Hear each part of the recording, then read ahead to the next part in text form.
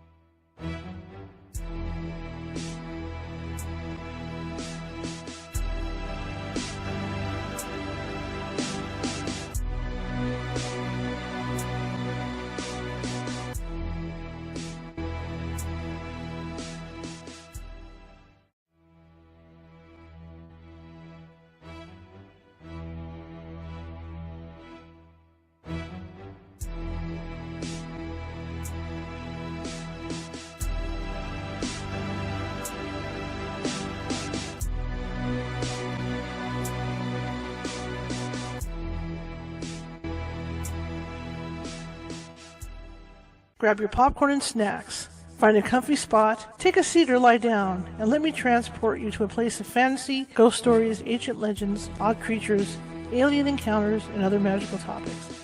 You may even decide to join the conversation. From faraway lands to your own backyard, with a small dash of pixie dust. Turn out the lights and open your minds. The journey is about to begin. Good evening, everybody. How's everybody doing? We're inching closer to Christmas Day, Christmas Eve and Christmas Day. Hope you're getting your shopping done and all that good stuff. I know I have. Still working at it. In fact, I'm going to get out and get some photos. I haven't done photography in quite a while, so I'm really looking forward to getting out next couple nights with my camera and shooting some photography. You know, I'm also a photojournalist, professional photographer. I have a full photo studio in the other room, and haven't had a chance this year. Just been really busy, working on the show and building things up here. So hopefully I can get out there the next couple days and get some nice Christmas shots. Anyway, my name is Charlotte, and I'm going to be your host for the next hour. I'm also the owner of the California Haunts Paranormal Investigation Team based out of Sacramento, California. We are 45 strong. I'm twisting here. Hang on. We're 45 strong up and down the state, and that means we can get to you no matter where you're at. So look us up on Facebook. You can find us on Facebook. You can find us on Twitter. You can find us on YouTube, and you can find us certainly at TikTok and also on Instagram. But that's under Ghosty Gal, and it's spelled Ghosty Gal, GHOSTYGAL. It's all lowercase, but you can find me over there. That's my Instagram. But like I said, we are on Facebook as California Haunts. We're on Twitter as Cal Haunts. We're on TikTok as California Haunts, all lowercase. All right, so that's where you can find us. So just shoot me a message on any of those platforms, and I will definitely get back to you. Absolutely get back to you. If you're watching from Facebook tonight, please be sure to hit that like and follow button if you haven't already, because we do, excuse me, we're running videos Sunday through Friday, and so there's a different guest on every night, except for Sundays because we have special reading day where I will read a paranormal themed book, so you can kind of kick back and listen and kind of like go back to your days when your mom used to tuck you in and read a book and all that good stuff. My guest tonight, before I get going, we have a special event Saturday. See, I keep forgetting. Saturday at 3 p.m. Pacific, we have a special event with medium Nancy Matz. She is going to provide readings for folks, for 10 lucky people who want to have them done. And those readings are $12 a piece if you're interested. And the way to get those, you go to Venmo and just type in California Haunts and pay for your reading. And you'll have a link sent to you. It'll be via StreamYard, just like what you're watching right now. But the good thing about this and the cool thing about this is they're private readings. So you're going to get your own private room and your own private 5 minutes with Nancy for whatever question or questions you might have. You know, with the new year coming, everybody's eager to see what's coming up in 2023, maybe in their own lives or maybe family members' lives, or maybe you might have deceased family members around you that you want to contact for Christmas. So you can do that. She'll give you 5 minutes of her time. Then when we're done with that, I send you a copy of the recording so you can actually keep it for, forever, whatever. Or if Nancy comes up with something you don't know about and you're comparing it with other stuff, you could do that too. So please do that. That would be, if you feel like you want to get a reading from Nancy, 5 minutes. She can do a lot in 5 minutes, believe me. Nancy's really good at what she does. So that's Venmo at California Haunts, and just deposit, just deposit it. Like I said, $12 for 5 minutes. I think it's a pretty good deal, and that's our special. So that'll be Saturday at 3 p.m. Pacific. Okay. Now my guest tonight, Missy Leigh. I hope I say it Missy Leigh or Missy Leigh Sterling. She has a unique story to tell in that I'm going to let her tell it though. But she was driving home late one night, and something passed. I believe something passed in front of her vehicle, and it looked like it was half human, this thing that passed in front of her vehicle. So I want to let her tell her story about this, because she went for quite a while confused and wanted to get more facts. It was hard to get more facts, of course, because there's a lot of people in the world that this happens to, but she finally was able to come to terms with it.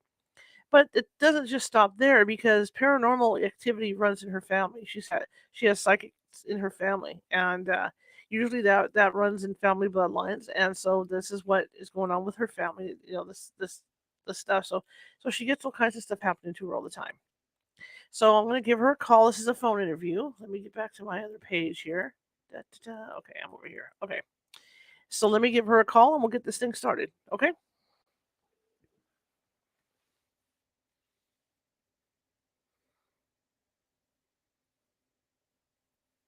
Here we go. Dialing for dollars as always. That's what I do. Hello. Hi, Missy. Hey, Charlotte. I was just texting you. I was like, oh goodness, was I supposed to call? I got a little concerned. So, well, thank you. How are you today? I'm okay. I'm doing well. How are you? I'm good. I'm good. Tell me about you. Oh, okay. Are we already recording? We're here. Yeah, we are live. We're here. Okay. All right. Really just regular Southern girl. I was born and raised in Mississippi. I started nursing school, had an episode with a gangrenous leg, and decided that wasn't for me. And so then I went into marketing, and it was around the time I had my son. Well, shortly after I had my son, that's when I had the encounter with that creature in the road. And so when it was, time to get back to work, I kind of couldn't let that go. And so it went from being in marketing to I can't quit obsessively researching this weird cryptid thing that's going on in the world that I just had no idea about before this happened. So ever since then, I've just been researching and writing and making YouTube videos. So tell me about your encounter with the creature. Okay, so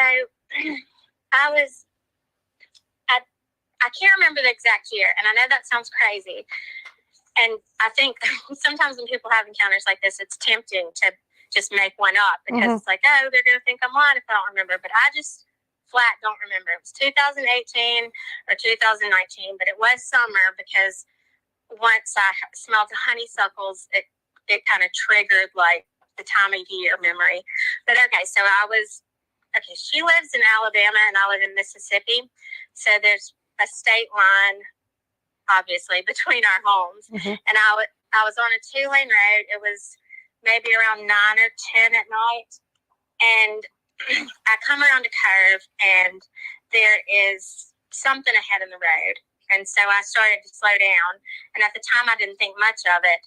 But as I'm getting closer to it, I'm realizing that this is not any kind of animal I have ever seen before. And it's definitely not a deer. And then by the time I got right on it, I was at a complete stop. And I don't have any idea how long I sat there staring at it. But it stared back, and it was like this pale humanoid. It was on its hands and knees. Its mouth was massive. It was so big, and it was gaping open. And the only thing I can think to relate it to would be like a gray alien, but it was not that. The eyes weren't almond. They were round and they were massive as well. And at some point it got up on its back legs and it took off running really fast, like unearthly fast, to the left of me.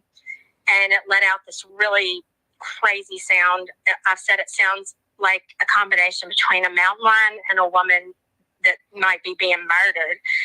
And I drove up the roadways and pulled over, I guess, to try to collect myself. And then drove on home and,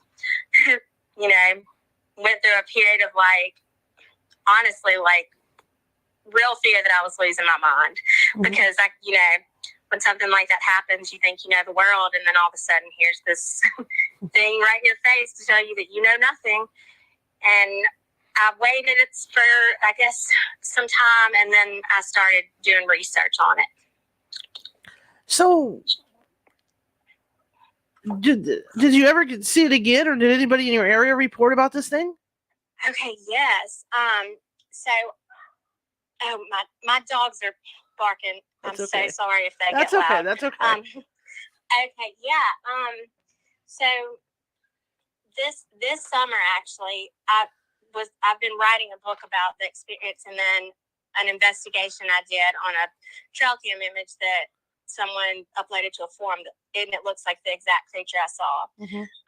So my yard guy, I had to find a new one because, the one I had before, he wasn't working out. And so we were having the conversation, what do you do? Oh, I work from home. I write. What do you write about? And then it gets awkward when you have to say, oh, this weird creature nobody really knows much about. And he says, oh my gosh. He said, I was going down Highway 17, and it's the same highway I was on when I saw it.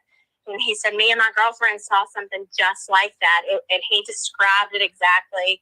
So, yeah, the guy that cuts my grass has seen it. And then my mom and I actually, when I was driving her home one night, I don't know if it was the exact one that I saw, because the one that I saw was smaller. And I would guess they grow as they get older. So it could have been the same one, but I don't know. But my mom and I saw a larger one kind of running up a hill, like galloping up a hillside on all four, all weird looking.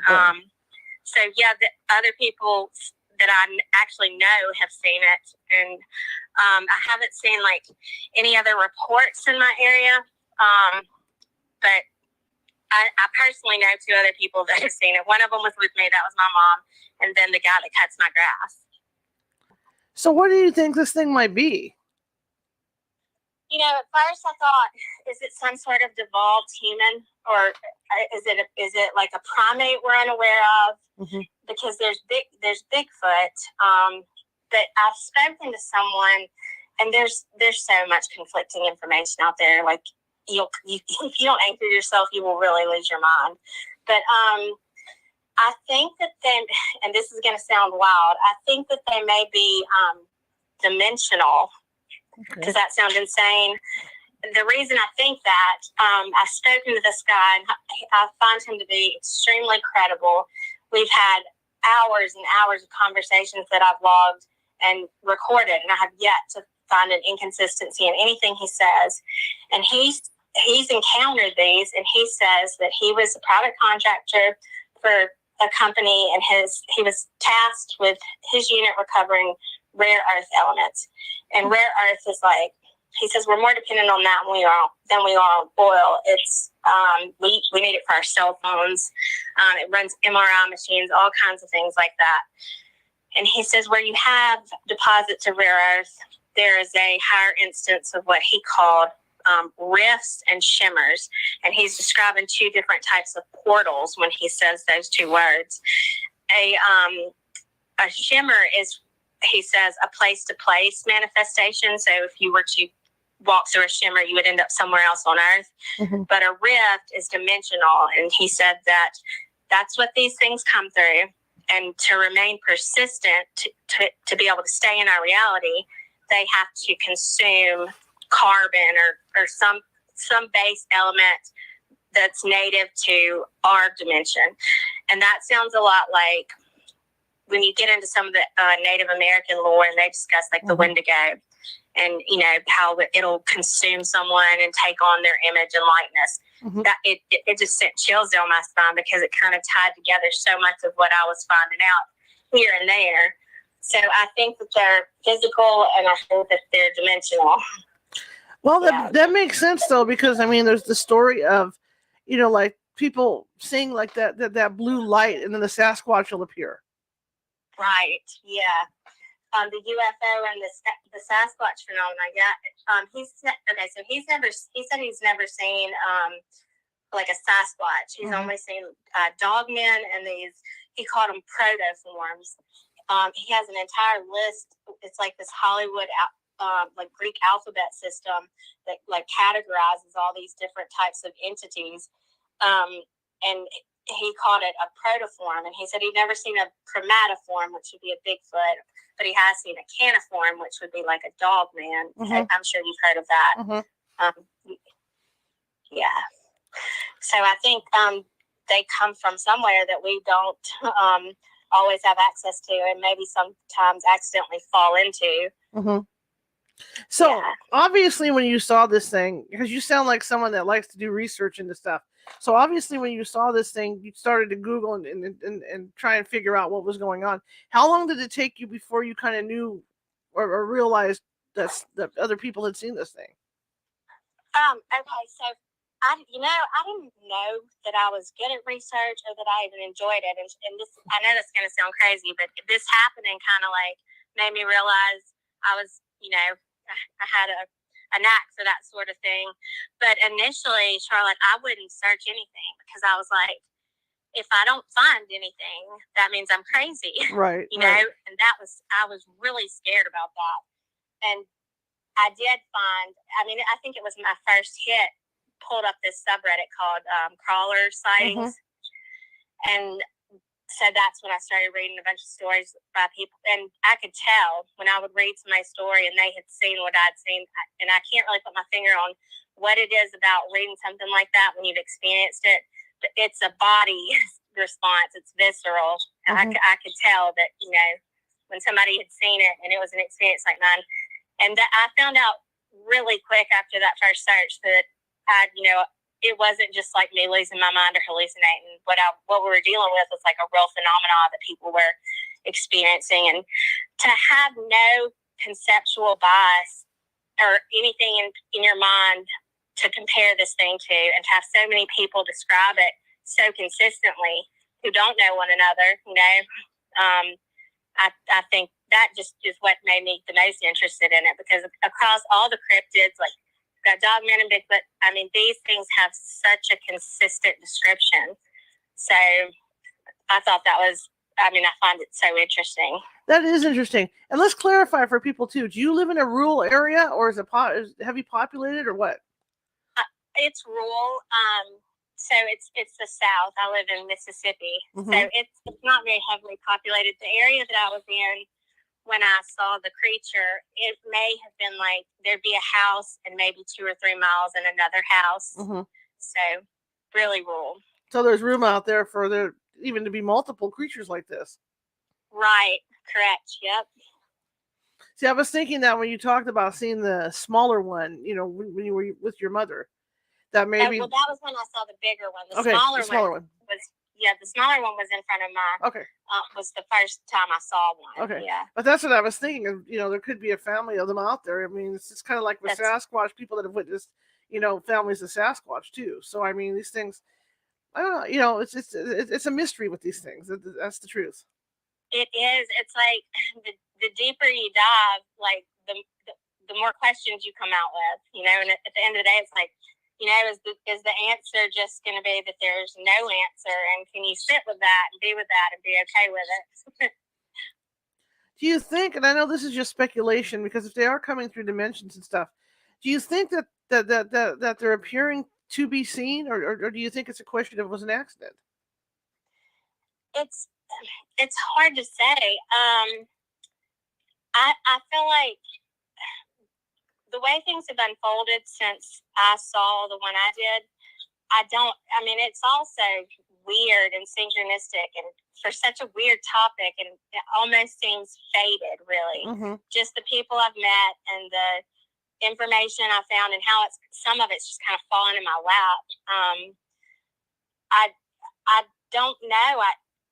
I think, well, you know, when someone is they're going over in their mind and asking me for advice, and they say, you know, Missy, why did this happen? And I say all the time, we know things are supposed to happen because they do. Like, if it happens, it was supposed to.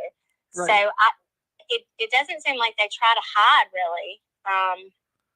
I mean, for the most part, of course they do, because it's not like anybody says, yes, these things, science doesn't acknowledge these things, basically. Right. But I think it could be both, you know. But I don't know if it's like got some sort of higher order intelligence, and this is like happening on purpose. But it seems, people say it's happening more and more. People are seeing these things more often, and you hear theories about the end times, and that's why. But I'm not sure. And I don't think they hurt humans. I've never seen any report of one attacking a human. Sure. But I would never. I mean, as long as I live, want to have to be near one. I think a lot of it too is that because of the paranormal shows and radio shows like this, there's so many out there that people are more accepting that these things might exist, so they're on the lookout for them. You know, that's true. Like to hear somebody go through something like this and tell that encounter, it could definitely increase somebody's situational awareness for sure. I love that there seems to, even since I've been looking into it, there seems to be this shift from I mean, I went through a lot of ridicule when I came out, but basically that was just because of the research I did on that trail cam photo, and people were very angry and didn't want to listen to the idea that maybe it hadn't been debunked. But there seems to be a shift, like people are becoming more open to a crazy story like this because they're hard to tell. And that's why a lot of people don't come forward, because it's like when they do, people tell you you're crazy and they don't believe you. I had a guy tell me that recently. He's like, that's the most hard to believe story of the rake I've ever heard, because some people call it the rake. Sure. And I was like, if you think that I'm doing any of this to be believed, we've had a huge misunderstanding. Like, that's not why I'm talking about this. It's one, because it was crazy and I can't stop talking about it. And two, other people have been through this and it's not easy to go through. I definitely have PTSD from it. I will not go outside at night unless I absolutely have to. But yeah, I like the shift to the more accepting. I think we should always use discernment, and when it's possible to use a scientific method to research something, we should do that. But I think with the paranormal, Charlotte, we just don't have the tools to measure what we don't even know we're supposed to be measuring. Not quite yet, but I think we're getting there. Right. Now, when you saw this, did it pause in front of your vehicle, or was it just passing across, or what? It seems like, in my mind, it's like it was there. So it wasn't crossing, because I saw it from a distance and it stayed in that spot because I kept my eyes on it because I didn't want to hit it. But it was frozen it was like we were having a stare down, and I thought like it was just as frightened as I was. The look on its face, the big eyed and the mouth gaping open, that's common, that's reported in a lot of sightings, but it seemed like it was frozen, just as scared as I was. Now, this isn't isolated to just your area, though. Are there other people, because you've been on the internet, looking into this, are there other people around the U.S. that have seen similar creatures like that? Yes, very, very much so. A lot in America and Canada, and then even Poland, Australia. It's not just isolated to the Americas. It's all over, really. I started, and I had to start over because I wasn't sure that the information was accurate. But from the sightings I've been able to collect, where there was geographical information given, I started this map, and I was plotting the points, seeing if it lined up with anything possibly. At first, when I started doing it, I wasn't really sure why. I just wanted to kind of try to document or get something together to have any kind of information we could look at and say, oh, okay, yeah, this has been spotted here before. And initially, I thought that there was a correlation between the cave systems and like karst systems, because the area I was in, it was right above a karst system, and I did not know what that was, but apparently it's a sinkhole area that would drop into a cave. If we wanted to enter a cave, that would be a place geologically that someone could go and kind of create an entrance, or a creature could know about and shimmy in. But since I've been in it a little bit longer, I think there is a stronger correlation between abandoned mines and sightings. I was just thinking when you were talking about that, about minerals, and where a lot of these UFO sightings also are. It seems like the aliens are looking for, or they're mining for stuff to get those minerals. So maybe that, like you say, that's part of it when you talk about mines and stuff. Yeah, and like the rare earth elements, so like these mineral deposits tend to cluster. So, and I'm sure you've heard of Missing 411. Yes. It's almost impossible to talk about this kind of stuff without bringing that up. There's clusters, and the mineral deposits line up with the caves. It seems to be all connected, but it's there's no hard data on that. It's speculation. But I mean, how many times does something come up before you're like, okay, there's something to this? Absolutely. So you decided to write a book, and how long did it take you to put the research together for that? A couple of years. I didn't know initially that I was going to write a book. I thought I'm just going to because I was researching mainly this trail cam image because do you know the trail cam image I'm talking about? I have no idea. Can you describe it for me? Sure, yeah. It's all over the internet. It's this creature, and it's a really good image of it. It's almost shocking how good it is. But it's a Wild Game Innovations trail camera, and I wish I had sent this to you. I should have sent it to you. And this creature is just kind of like, it looks like it shocked it, and its mouth is gaping open, and it's got these big eyes that are reflecting the lights of the trail cam flash, and it's horrifying, but it looks exactly like what I saw. Mm-hmm. If anyone Googles the rate trail cam, it pops right up. I think it's been shared online, like shared and reshared over like 400,000 times or something crazy like that. Mm-hmm. And I'm positive it's the most popular image used. Is that the one on your book cover? Yes. Okay, yeah, cool. That's not the entire image, but that was taken from that trail camera. Yeah. Yeah, I'm showing your book cover right now, so it's good. Okay. Yeah. Okay. Yeah, that's it. So everybody would say that was something that I was finding in all these encounters that I was reading. People would say something like, "What I saw looked just like that trail cam image," even though that's been debunked.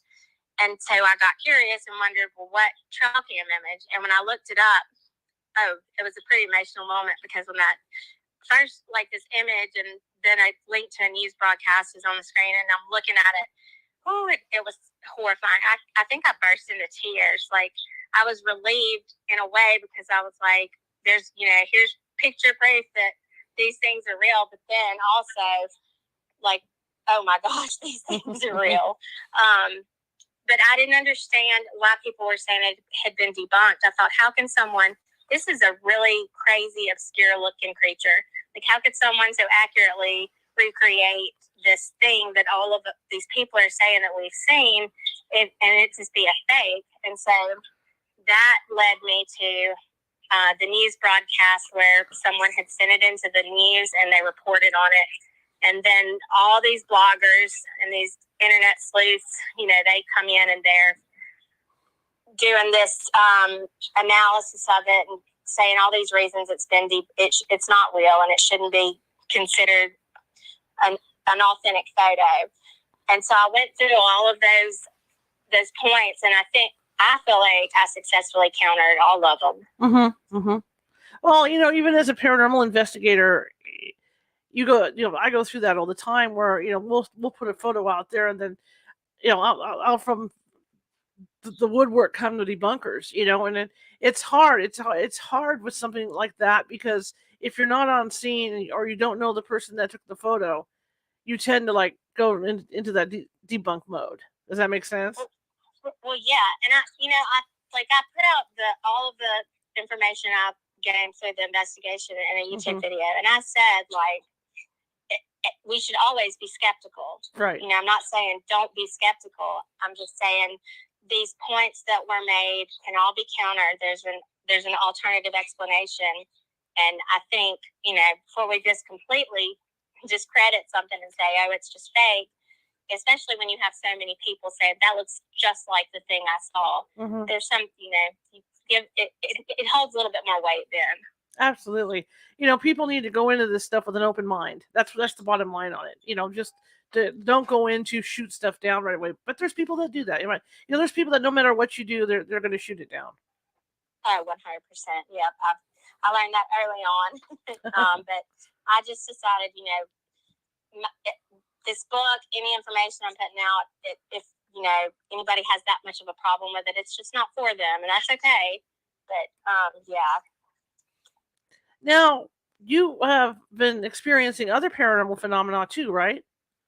Well, when I was a kid, I experienced a good bit of, I would see full-bodied apparitions often, and I had this experience with an orb, but I was not at all familiar with cryptids, and I didn't know that was even a category within the paranormal. Mm-hmm. So, ghosts, but I mean, the norm, that's what people usually think of, I think, when they think of the word paranormal. Mm-hmm. But I had never had any kind of dealings, or I wasn't even familiar with any information on cryptids or anything like that. Now, did you have any psychic abilities or anything like that? I, I think so. I've never had it tested, but I think, what do they call them? The clairs, like clairsentience, clairvoyance, clairaudience.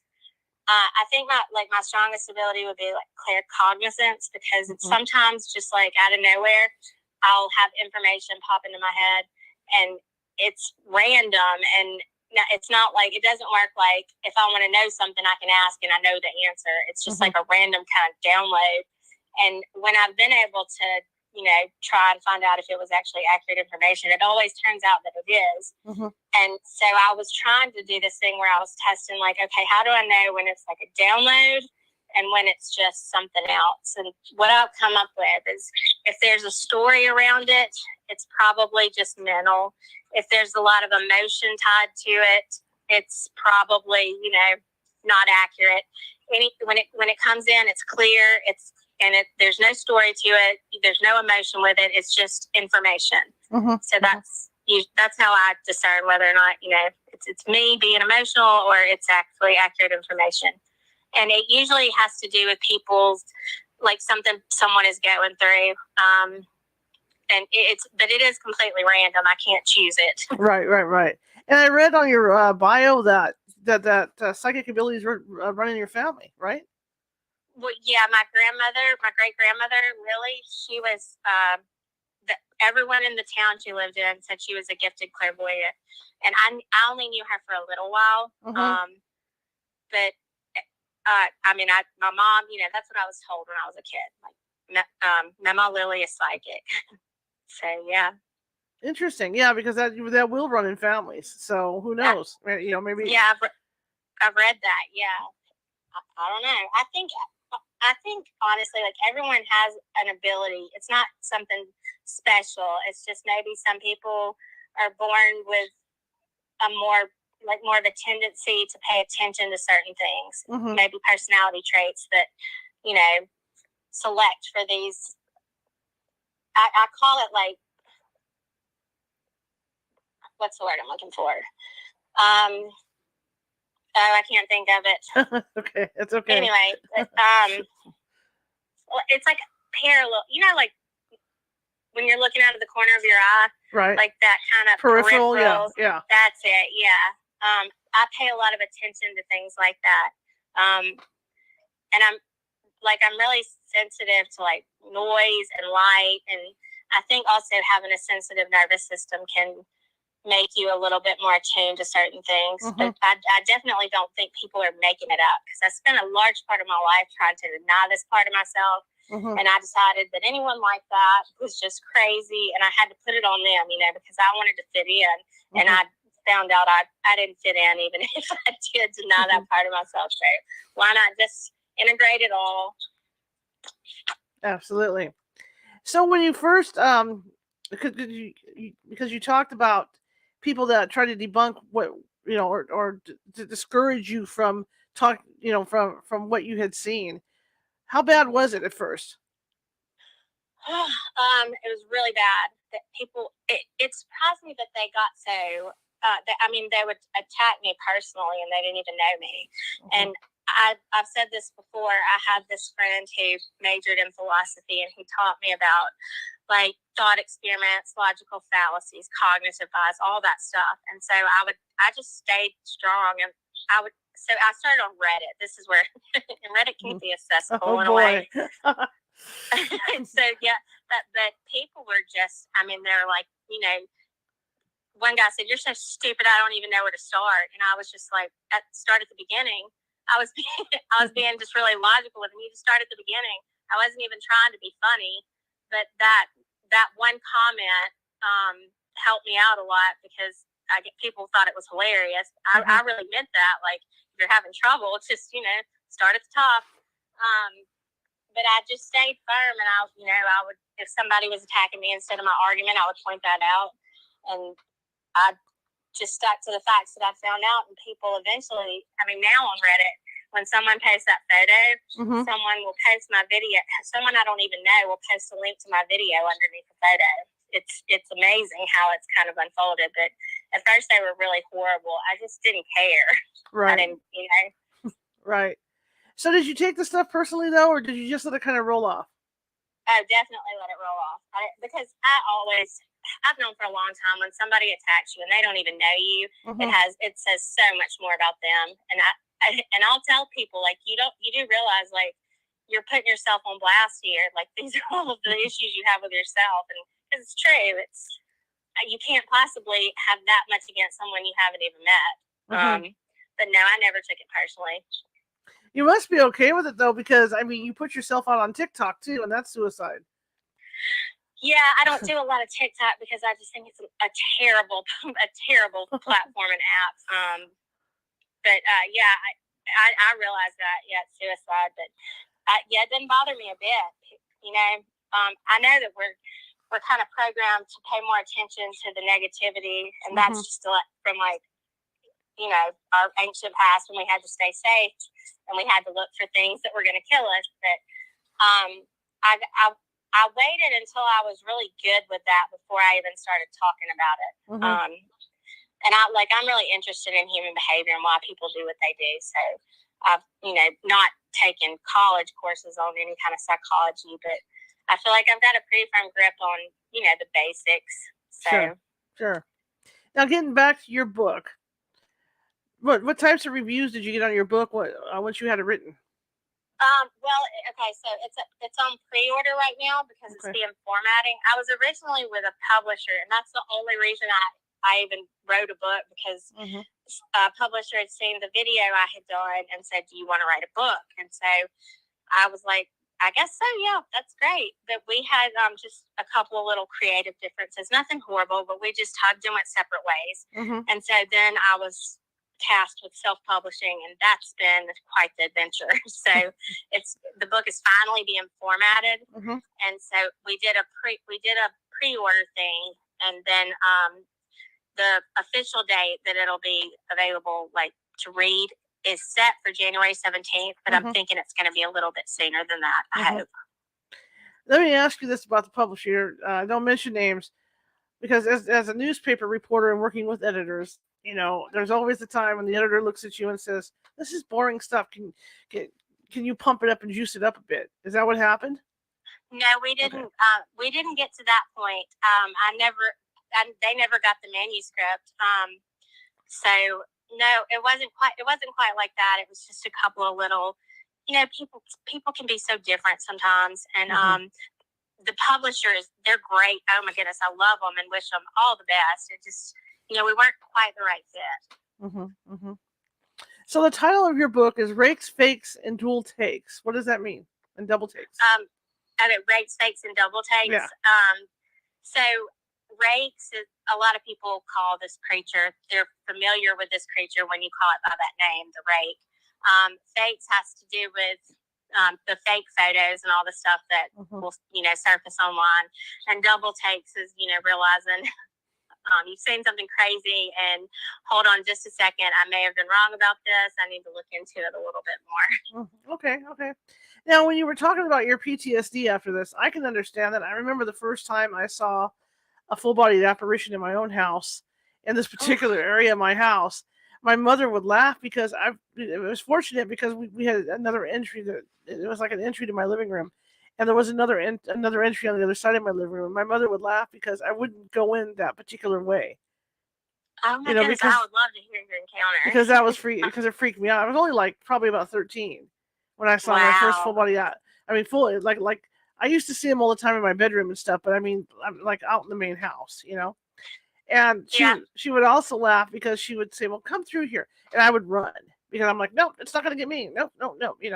So when you talk about your PTSD with seeing this thing, how do you handle that? I mean, if you have to drive down that particular stretch of highway.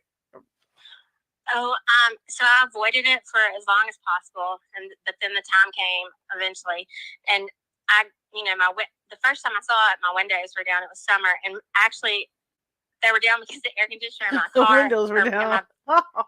Sorry. Yeah, they were broke. Well, my air conditioner had broken, I think a week before, and so they were down. I spoke with Richard Serrett recently, and he says, well, did you roll them up? That's the first thing I would have done. And I was like, well, you think that, Richard, but you don't know for sure, because I would have thought that too before this happened. But no, I didn't even think to roll my windows up at all. That didn't even cross my mind. It's crazy when you go into that state. It's like, I don't know, everything slows down. Right. You're hyper aware of everything going on with the creature or whatever paranormal thing is happening in front of you. And so you don't think to grab a camera or, I couldn't even remember how to use my phone when I got to the side of the road after it happened. But I didn't roll my windows down. I completely forgot what you asked me and totally went off. I'm sorry. Oh, that's okay. No, I'm saying, after all this happened, did you how do you deal with the PTSD? How do you deal with the PTSD? I mean, my typical way is just avoiding as much as I can, but you just have to. I mean, the only way out is through, right? Mm-hmm. So I don't feel like it's lessened because I eventually did go ahead and drive that road again.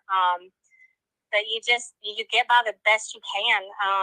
I've looked into things like eye movement, rapid desensitization therapy, and stuff like that, and I haven't gone to do anything like that because it's not like it's interrupted my day-to-day functioning to a degree that I am just a chaotic mess and need help.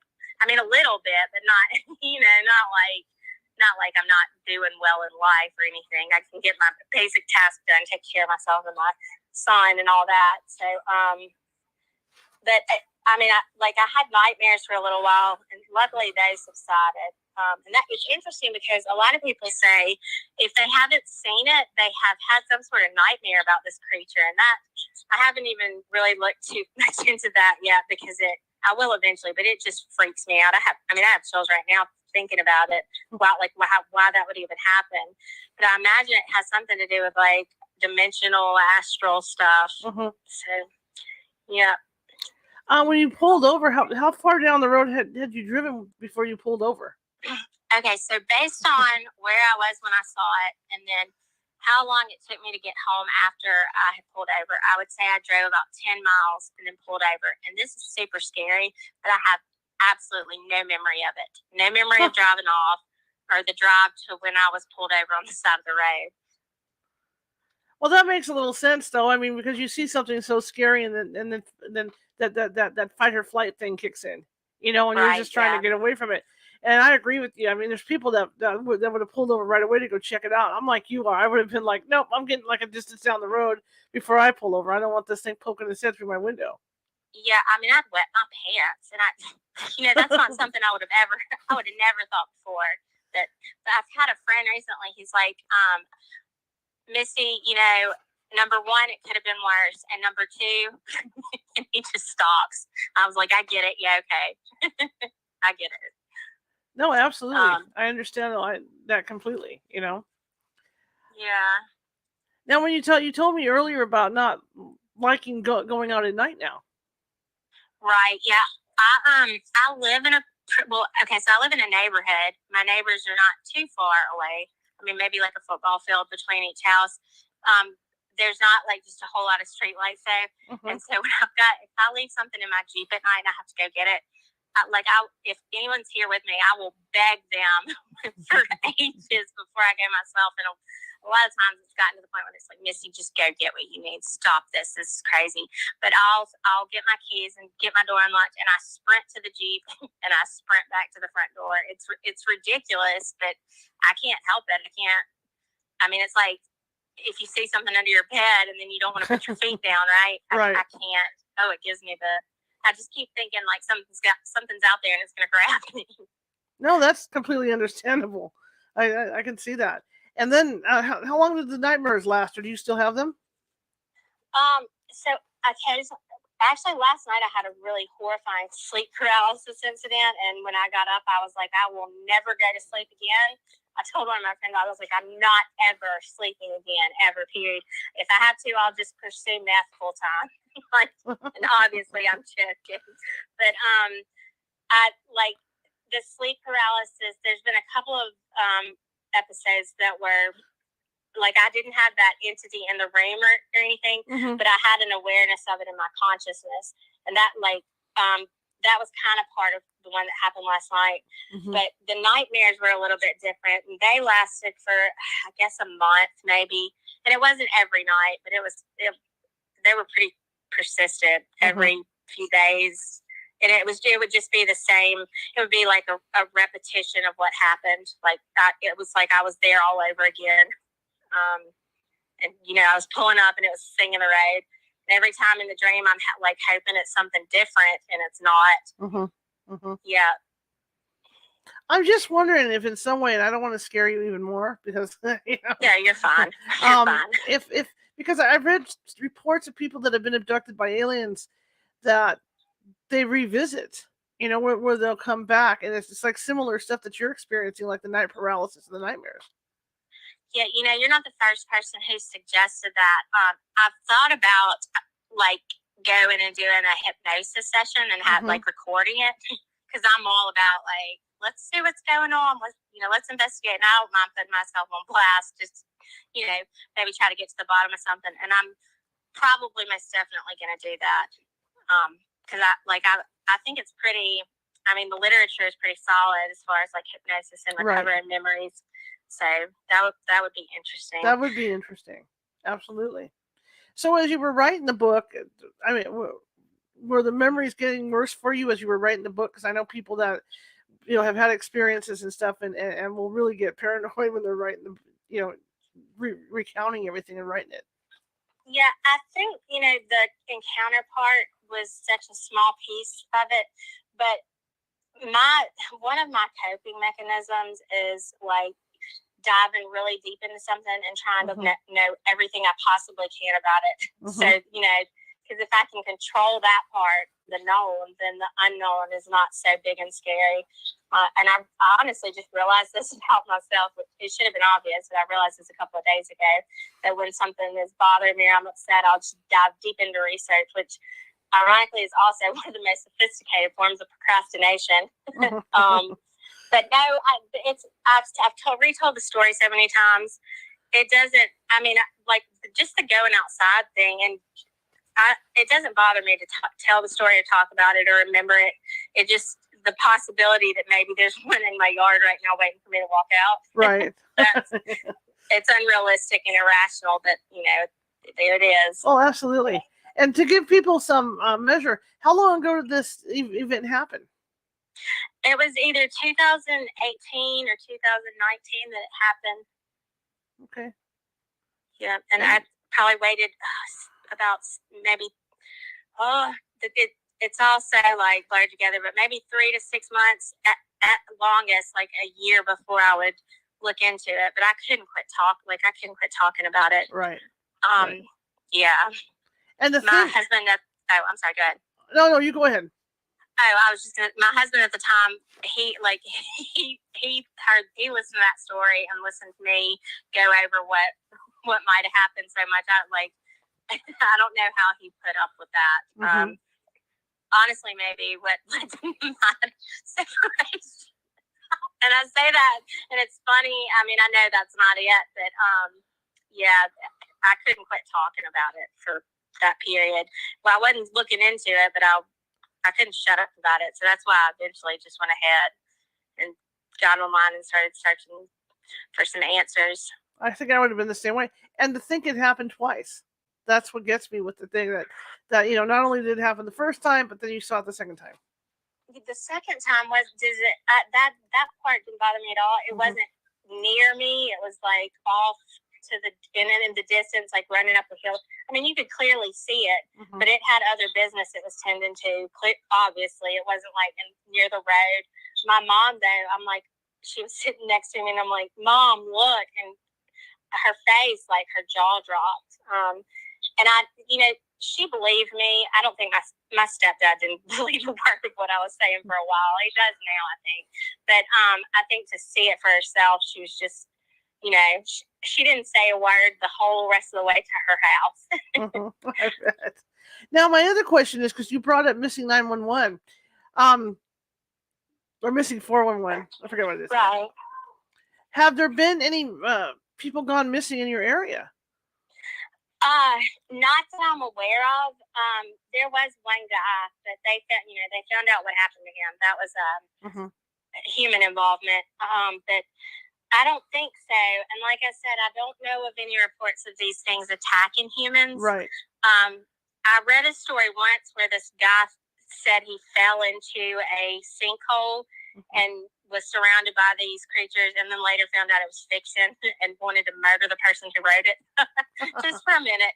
But no, I don't know that they actively seek out humans to hurt them. Maybe like if a human was trying to attack, but it seems like they stick to small game and people's pets. Okay. So in the stories that you've had, and obviously you've done a lot of research on this thing, what were the striking similarities to yours that you found that really stand out? Okay, yeah. So like the mouth gaping open, the paleness of the skin, and the kind of translucent nature. People will describe it in a various form of like its skin looks like it's too small for its bones. Like the bones look way too big, and the skin looks like it's plastic stretched over bone. But there were other reports that I read where people weren't necessarily in a vehicle, and some of the I call them profile points, things that stuck out. That they will tap on windows. I read a lot of reports where someone would hear window tapping and then see one of these things. The scream that I heard, people report that the sound is pretty consistent when they're trying to describe it. Another thing, and this is freaky, if someone notices one in the distance and the creature hasn't necessarily noticed that person, like suddenly it turns and looks straight at them, that unnerves me. But people mention that quite a bit. And cemeteries come up often enough to take note of. It's not every single encounter, but yeah. Wow. Those are some of the things I found, like in the stories that kept, it came up enough that I was like, okay, something's up here. So, have you you talked to certain people that in your area that have seen this thing? What's the reaction to I mean, now that you've been looking into it more, what reaction are you getting when you're more public with it? Okay, so I during the daytime had gone back like to the area, and I was at approximately where I thought I was. It's probably like a 1/4 of a mile stretch where I'm not exactly sure of the exact spot, but pretty sure, or pretty close. Yes, I'm sorry, my child just interrupted me. No, it's okay. So there's a little neighborhood off to the side, and like just one road and maybe 6-7 houses. And so I was like, I'm gonna go knock on these doors. I got real brave that day, and I'm gonna ask these people if they have seen anything like this. And a lot of them were just like really rude, like looked at me like I was crazy. And one woman was like, "Honey, bless your heart, I have no idea what you're talking about." So I was like, all right, this is a dead end. But as far as like in my community, how people have reacted to me, I kind of like stick to myself anyway. So I'm not quite sure. But when I first decided I was going to talk about it, I did have some friends, and they were like, "This is social suicide. You will ruin your reputation if you come out with this. This is not something that you need to discuss." And I was like, I don't really care much about reputation anyway. Whatever. Like, I think probably I was real conscientious about what other people thought of me in high school and maybe into my early 20s. But once I got like mid to late 20s, I was like, Yeah. And I think that's just natural. It happens with everyone. I just don't care. Don't have anything to give towards that. Absolutely. So how long did it take you to write the book? Oh, let's see. I started in April. I finished the first draft by the summer, June-ish. And then so after the first draft, you go through like, some rewrites and some organizing the information. If something is in a chapter that may be better somewhere else, you put it, kind of get the flow of it going. And that took another few months. And then the formatting part of it is the most tedious and boring thing ever. So that's been another couple of months. So I guess from April to now, I could count the months on my finger, but I'm not a math person. About 9 months, yeah. That's That's a lot of work. It's a lot of work. So what do you hope that people get out of the book? Really just, before you just completely discount something, give it a chance and, remain skeptical, but it's not necessary to completely just trash a person who's trying to talk about this, because it's not easy to talk about. And also, like, if something like that, if you've seen something like that and it is getting to you and you don't want to say anything because you're worried about your reputation. I get people have jobs and they want to, they could very well lose their job over stuff like this. I was lucky because that wasn't my situation. But if you can speak up, it helps so much with like your mental health, and as far as like finding other people who have seen it too. Like you find your own little group of weirdos, and there's nothing better in the world, honestly. Absolutely. So what's next for you? So I've always been pretty decent at writing. So I've got another book. It's called So You Had a Paranormal Encounter, Why Most People Won't Believe You and Why You Shouldn't Give a I'm not gonna say bad word. I've just got an asterisk on the title, but the word, the word. Right. And that one came out of me fast.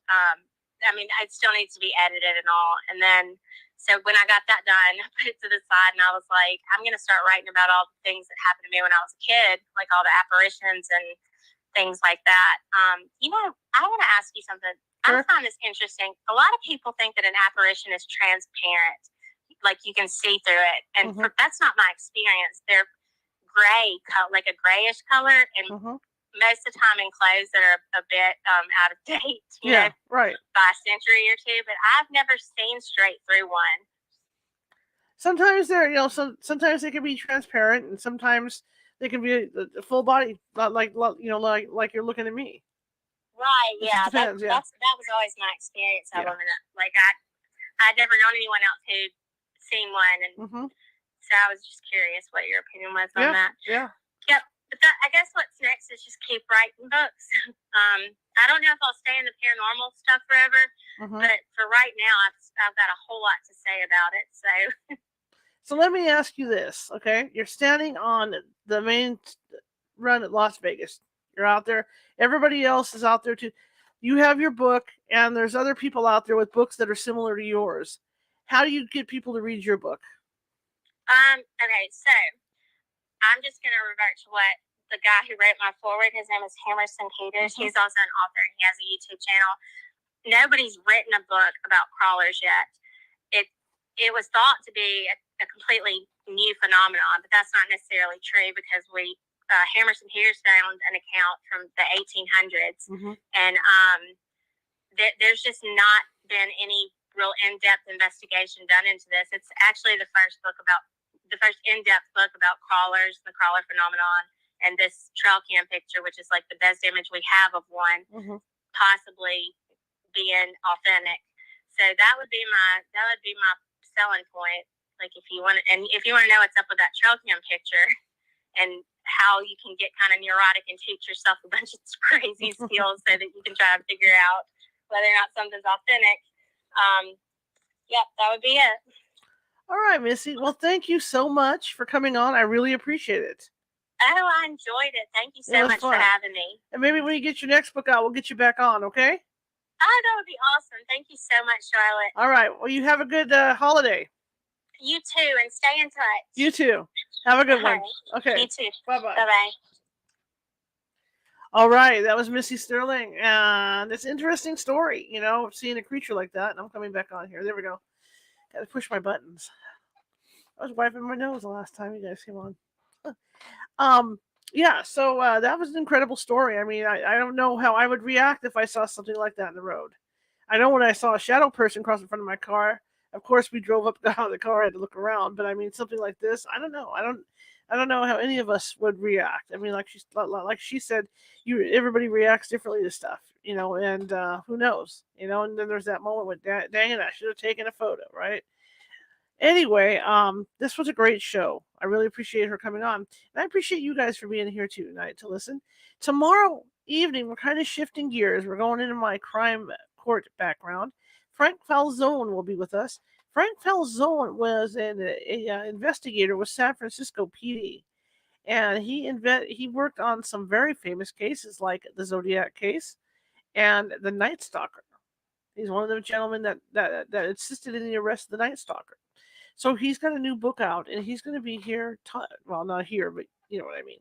He's going to be on the phone tomorrow, talking about his new book and talking about those cases. And so it should be an interesting hour tomorrow with him. And I'm looking forward to it because I love true crime stuff anyway.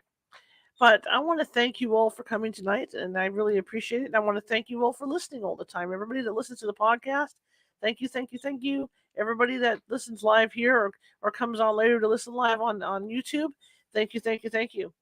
If you're watching today from Facebook and you like what you see, share it with 5 people. Share it with 5 people in your family, your friends, or whatever, because we're looking to expand this show out and get more followers and stuff like that.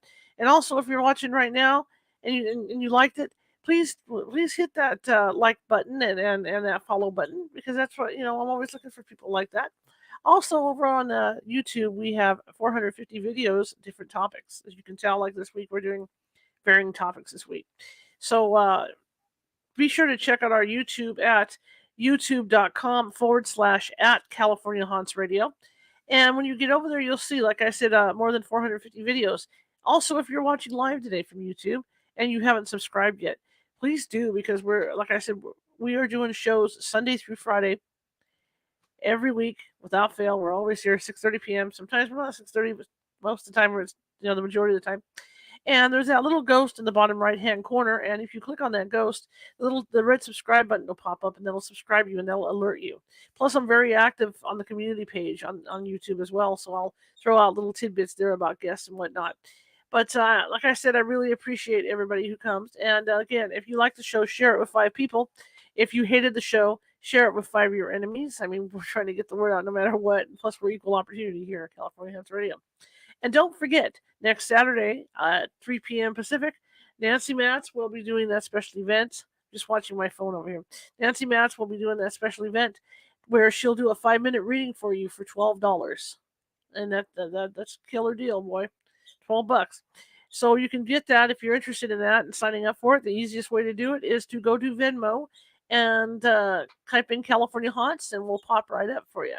So yeah. Anyway, I'm going to let you go tonight, and I really appreciate each and every one of you that came in to watch the show.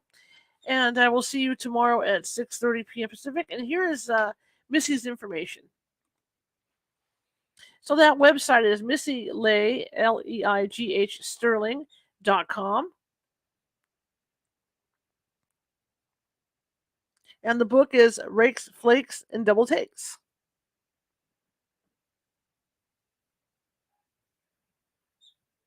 And you can get that through her website and at Amazon when it comes out. Of course, it's not going to be out till mid-January. All right, guys, I will see you tomorrow, 6:30 p.m. Pacific. Have a great evening.